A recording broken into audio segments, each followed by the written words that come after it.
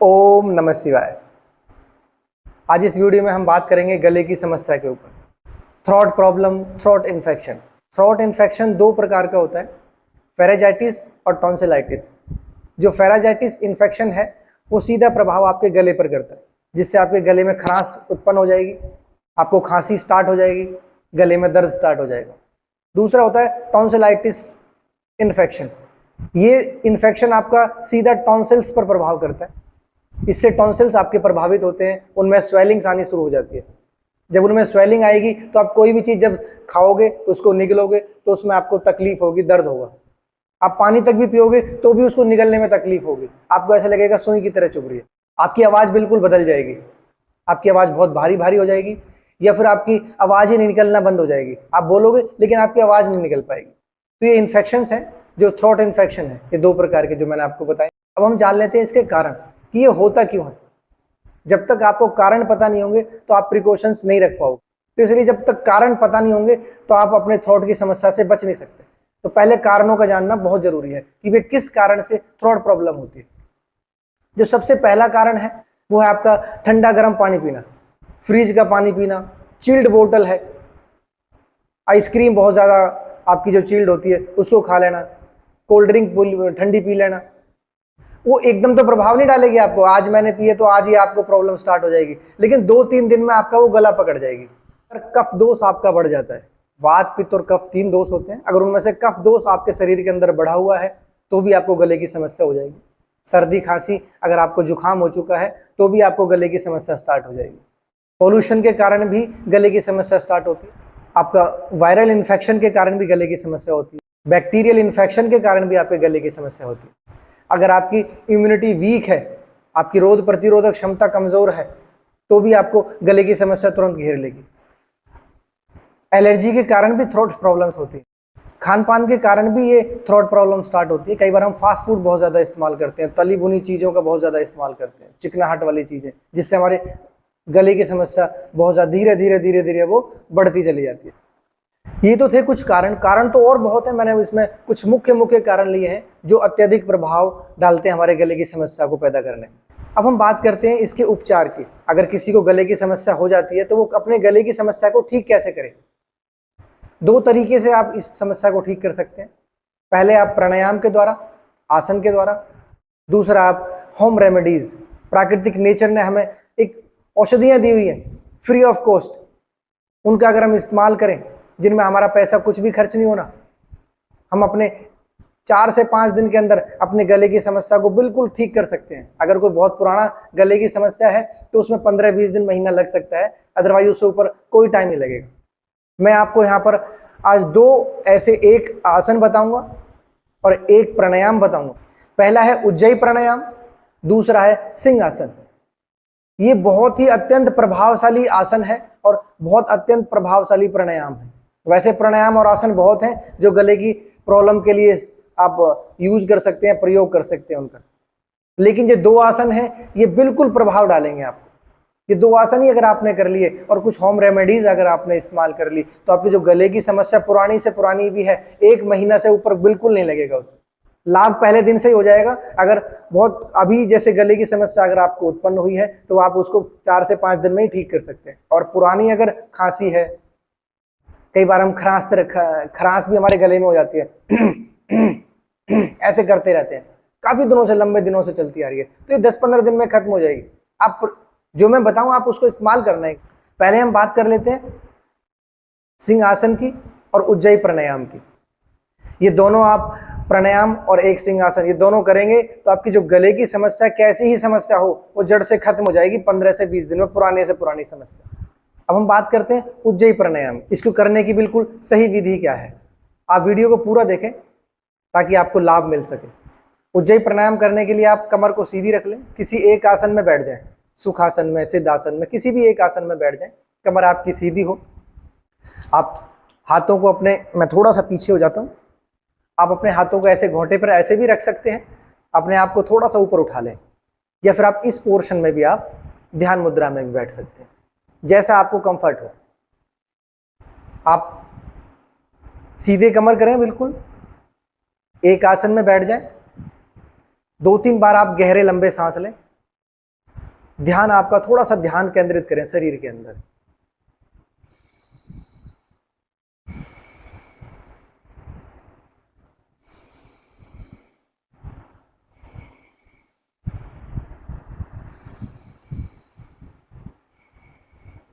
दो तीन बार गहरे लंबे सांस ले लिए।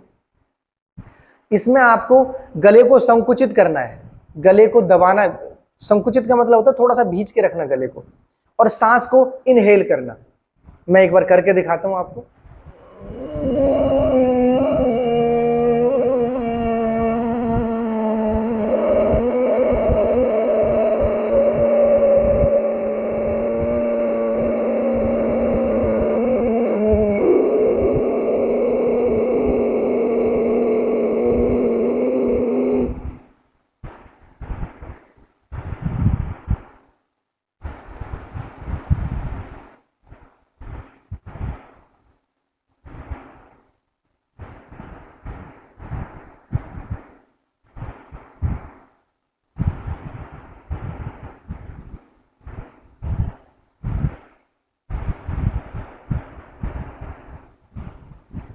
मैंने सांस को भरा, कंठ को भींचते हुए सांस को अंदर लिया।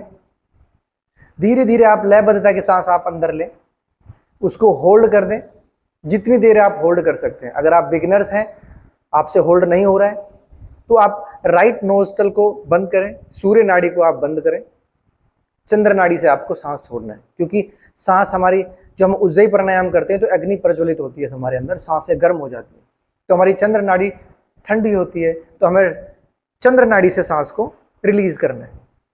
अगर आप थोड़ा सा एडवांस आ जाते हैं, थोड़ा सा आपको प्रैक्टिस हो जाती है 10-15 दिन के बाद, तो आप सांस को होल्ड करना और सीख लें। 30 सेकेंड, 20 सेकेंड, पहले 5 सेकेंड सीखें, फिर 10 सेकेंड होल्ड करें, फिर 15 सेकेंड होल्ड करें, और सांस को पेट के अंदर भरें।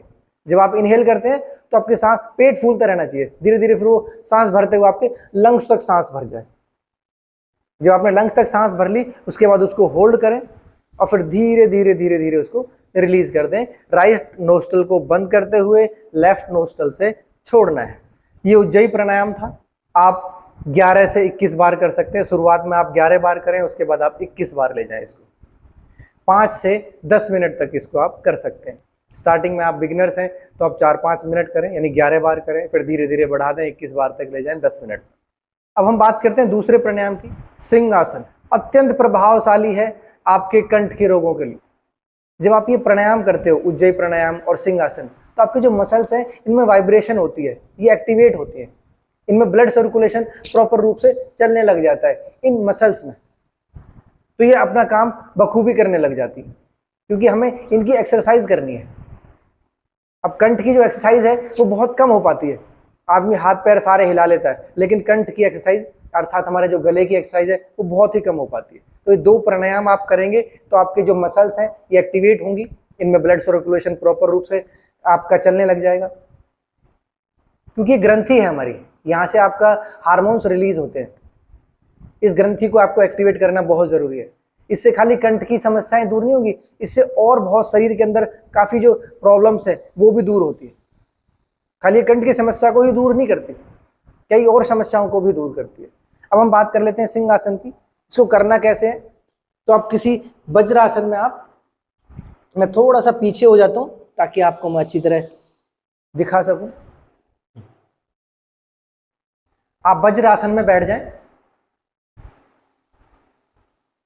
वज्रासन में बैठने के बाद आप पैरों को ऐसे ऐसे ओपन कर लें, इस तरीके से आगे से खोल लें, और पीछे के पैरों में आपका 1 फुट के करीब गैप हो जाए।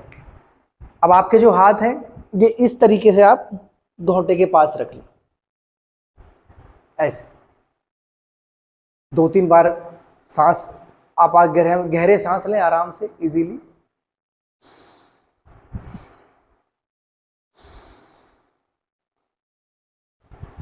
अब जीभ को बाहर निकालते हुए ऐसे पूरी जीभ को बाहर निकाल लें, और आंखें आपकी ऊपर की तरफ, और सांस को बाहर आपको छोड़ना है, एक्सेल करना है। शेर की दहाड़ आपको करनी है, जैसे शेर दहाड़ता है।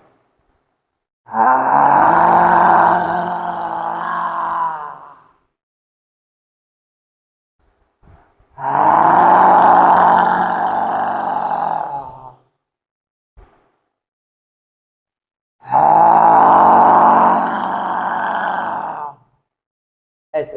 आप 11 से 21 बार करें, 5 से 10 मिनट करें। ये 2 आसन थे, इनमें एक आसन है सिंह आसन और एक प्राणायाम है। अगर ये दोनों आप करेंगे तो आपके जो कंठ की जो समस्या है वो बिल्कुल दूर हो जाएगी। बड़े से बड़ा जो रोग है थायराइड की, अगर आपको समस्या है वो जड़ से खत्म हो जाएगी 15 से 20। अगर मुझ पर भरोसा है, विश्वास है, तो ये 2 प्राणायाम, एक आसन और एक आपका प्राणायाम अवश्य करना और आप लाभ देखना 15-20 दिन में। आपकी गोलियां अगर थायराइड की आप ले रहे हो बिल्कुल छूट जाएंगी, गारंटी के साथ बिल्कुल छूट जाएंगी, लेकिन नियमितता के साथ आप इसको करें। अब हम बात कर लेते हैं रेमेडीज, होम रेमेडीज, घरेलू उपचार। आप सबसे पहला जो उपचार है, आप जब अगर आपको गले की समस्या हो गई है, कंठ में अगर आपको प्रॉब्लम है, खांसी है, खरांस है, गले में दर्द है, सूजन है, स्वेलिंग है, टॉन्सिल सूज गए हैं, आवाज भारी भारी हो गई है, कोई भी चीज सटकी नहीं जा रही है, तो आप सबसे पहले जब आप सुबह उठें, उठते ही गुनगुना पानी लें, उसमें थोड़ा सा सेंधा नमक डाल दें और वो पानी लें और उस पानी से आप गरारे भी करें। थोड़ा सा और, जब आप गरारे करें तो थोड़ा सा नमक उसमें और डाल लें। पीते समय थोड़ा सा नमक डालें, जब आप गरारे करें तो थोड़ा सा और नमक डालें। आप गरारे करें, कम से कम भी 2 से 3 मिनट गरारे करते रहें। उससे गरारे करने के बाद आप कोशिश करें, अगर आप नीम के पत्ते खा सकते हैं तो, क्योंकि जो नीम के पत्ते होते हैं वो एंटी फंगल भी होते हैं, एंटी बैक्टीरियल भी होते हैं और एंटीवायरस भी होते हैं। उनमें तीनों गुण पाया जाता है नीम के पत्तों में। 5 पत्ते आप नीम के लें, उन्हें अच्छी तरह धो लें और उन्हें चबाएं और 1 गिलास पानी इसके ऊपर से पी जाएं। ये आपके थ्रोट इन्फेक्शन में बहुत ज्यादा रिलीफ देगा। आप पूरे दिन गुनगुना पानी पिए, 3 से 4 दिन आप गुनगुना पानी पिए, या फिर बिल्कुल गुनगुना, आप जॉब वाले हैं, अगर आपको जॉब पे जाना है तो आप गुनगुना शायद ना पी पाए, लेकिन नॉर्मल पानी अवश्य पिए, ठंडा पानी बिल्कुल ना पिए। और मैं तो ये कहूंगा, अगर आपको गले की समस्या है तो 3-4 दिन आप आराम करें, रेस्ट लें और घर पर आप गुनगुना पानी इस्तेमाल करें। ठंडा पानी बिल्कुल इस्तेमाल ना करें, आइसक्रीम बिल्कुल ना खाएं, कोल्ड ड्रिंक बिल्कुल ना पिए। दोपहर के भोजन में आप चटनी बनवा लें लहसुन की, जो लहसुन की 4-5 कलियों की, उसमें थोड़ी सी प्याज डाल दें हल्की सी और थोड़ा सा नमक डाल दें और एक चटनी पेस्ट टाइप का बनवा लें आप, वो रोटी के साथ आप उसको इस्तेमाल करें, क्योंकि लहसुन आपका एंटी बैक्टीरियल होता है, इतना फायदा करेगा आपके गले के लिए बहुत ज्यादा। आप सुबह और शाम तुलसी के 5-6 पत्ते लें, उसमें अदरक का आधा इंच के करीब टुकड़ा काट लें, उसको अच्छी तरह धो लें, ऊपर से छील लें और दोनों चीजों को अच्छी तरह कूट लें।